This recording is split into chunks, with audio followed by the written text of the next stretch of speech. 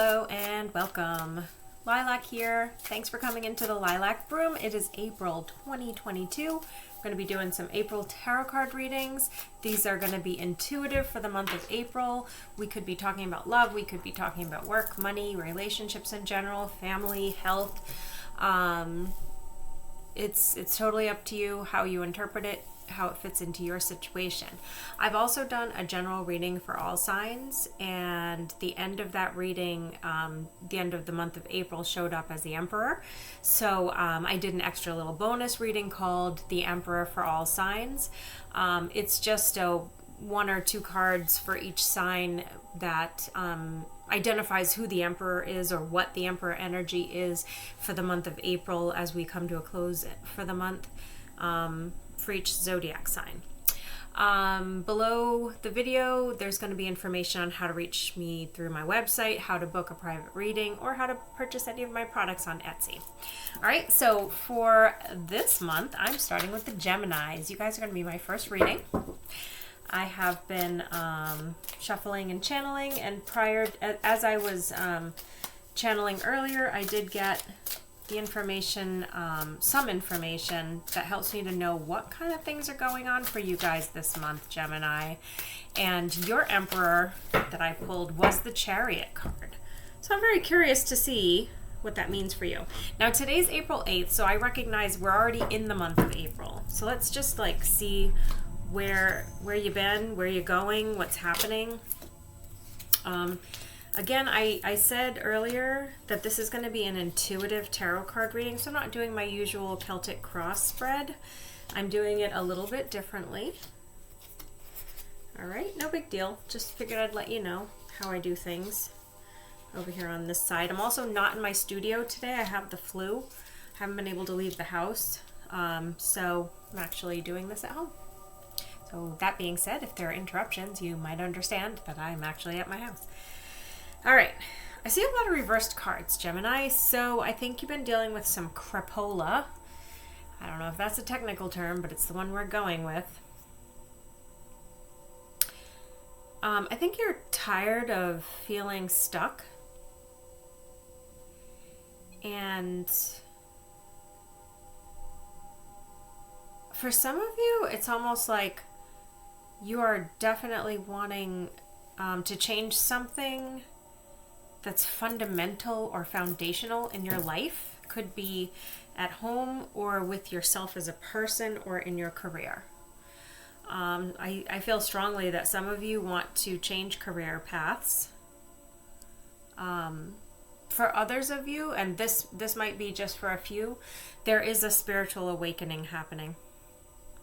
Now in the month of April, I don't think that you're going to get to the point of, okay, let me just put it this way. For some of you, that tiny bit of a spiritual awakening was so subtle that you Geminis will not even know that something has happened that has kind of altered the way that you see the world. You're not going to recognize it. You're not going to think very hard about it. I know that sounds confusing, but just if you follow my readings from month to month to month, what I'm getting here is that somewhere down the line, there's going to be a point that kind of explains that this is where it all started. It started in the month of April. It started in the first week of April. There was an eclipse. There was a new moon. There's Saturn working on you. Find out where Saturn is in your chart, and you can get a little more information about that. Mercury is in your Venus. So, or your Venus is in Mercury, whatever.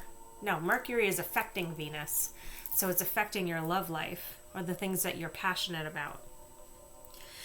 So whatever it was that might be so subtle it almost went unnoticed, you get a new idea.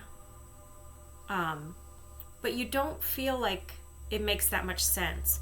I feel, Gemini, you're being really practical for some reason. You're just like, nope, that doesn't make any sense. Nobody will understand that. I'm not going to do it.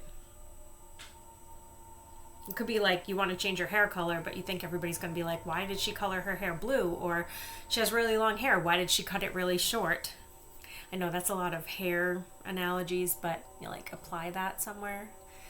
oh, she drives a really nice car. Why does she all of a sudden want to ride a motorcycle? Or why did she, she loves meat. Why did she become a vegan? So, I don't know. Apply it how you will. But yeah, I see you doing whatever you can to not face things, Gemini. You're allowing something to remain out of balance. I see why, because you're still contemplating the steps. But for you, thinking things through, because you're an air sign, thinking things through is not easy for you. You want to be in action. You want to move where things go. You want to participate and be present and involve yourself in things in a good way. I don't mean that like you're a crazy busybody. I just mean that sitting down in that hermit energy or that moon energy, that self introspective energy is just not really how you're made to do things. They just said wind. It's like, okay, so sometimes a technique that I often advise people during treatments with me is that sometimes a good way to cleanse your aura, to refresh your aura, if you will, is to go to the beach when it's very windy and stand in the wind. What if you could go sailing, you could go on a boat, you could go jet skiing, you could go, there's the one where you're on the skis, like that, and then there's like the boat, the riding one, I don't know what it's called. Go sports. But I'm just saying, like, or you could go running, or you could go motorcycle riding or bicycling, go on an amusement park ride.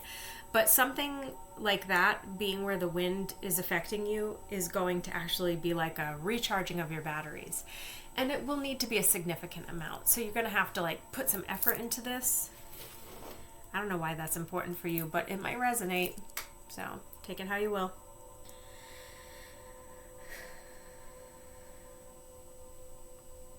You're not feeling like part of the team right now, Gemini.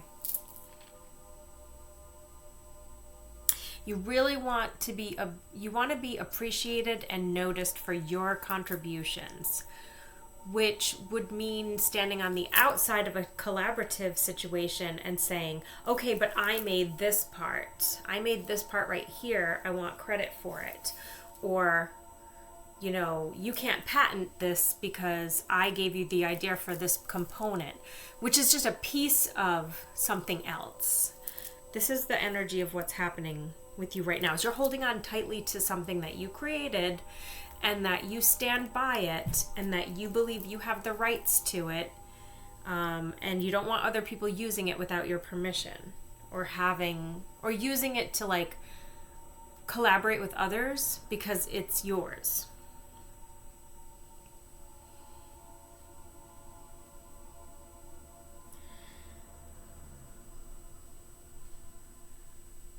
I'm getting a message from one of your other cards that I already talked to you about. So yeah, I think all of the things I just said to you already about things being so subtle or being inside and you're just not ready to let them come out and you're holding them back, is all so that when it's time you can make a presentation and be able to say, this is what I created. But if somebody else takes that one little piece that you created and does something else with it, now you don't have it anymore. And you can't use it for what you need it for. I'm not sure how this applies to your situation. I hate being too specific in a general reading because I don't want to lose people's attention with it. But then if you're too vague, people are like, well, what the hell is she talking about? I can only think of it like in terms of manufacturing. Like, say someone has a patent for a new invention. Do people still invent things? I think they do. But the piece that is needed is